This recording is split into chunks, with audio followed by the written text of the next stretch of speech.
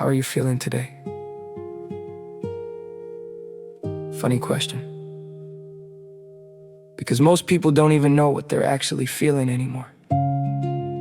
They know stimulation, they know anxiety, they know distraction, they know emotional overload. But somewhere along the way, human suffering became a subscription model.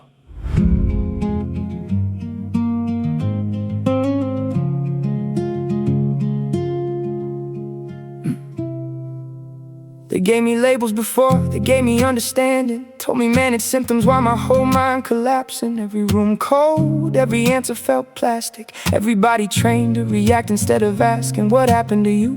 Nah, what can we prescribe? Whole culture normalized surviving half alive. People chemically muted while internally they cried. Then told healing takes time while the side effects rise. And I get it, some people truly need medication. This ain't anti-help, this about observation. Because somewhere between treatment and sedation, a whole generation lost emotional navigation. Everybody numb now, everybody tired, everybody overstimulated and wired. Attention fractured, identity scattered, trauma unresolved, but productivity mattered. And no, nobody notices the pattern, because the pattern became normal.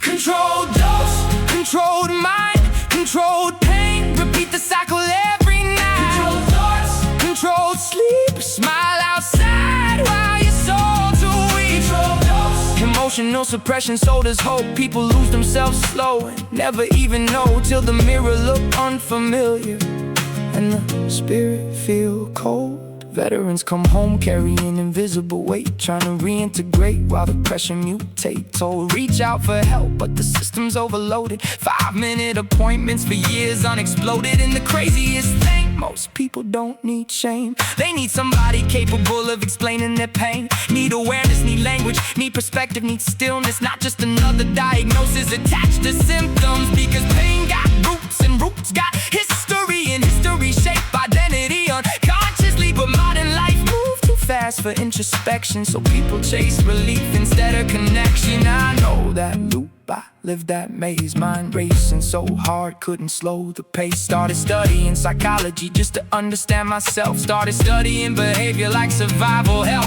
Carl Jung shadow work, stoicism, presence. Trying to separate awareness from emotional possession. Wrath and reactions, gluttony, consumption, sloth through escapism, lust for dysfunction, envy of stability, greed and prescriptions. Pride keep people from admitting addiction. 7 deadly sins, modernized through systems. Now the algorithm know your sadness before your family do. Advertisers target insecurity to sell identity to you. Everything monetized, everything harvested. Attention became currency and suffering became marketing. And people wonder why depression rising fast. Maybe because humans weren't designed for non-stop collapse. Bad news every second, comparison every minute, validation tied to metrics. No wonder people drifting. And still, underneath all the noise, most people don't actually want destruction. They want relief. But relief without awareness becomes dependency. That's the trap. Controlled dose, temporary peace, temporary silence underneath the grief. Controlled smile, controlled woe, whole world medicated while disconnected from soul. Controlled dose, nobody taught emotional mastery, only suppression wrapped inside modern chemistry. Controlled dose, and maybe that's the scariest truth. Some people forgot who they were before the pain got introduced. This isn't about judging people who struggle.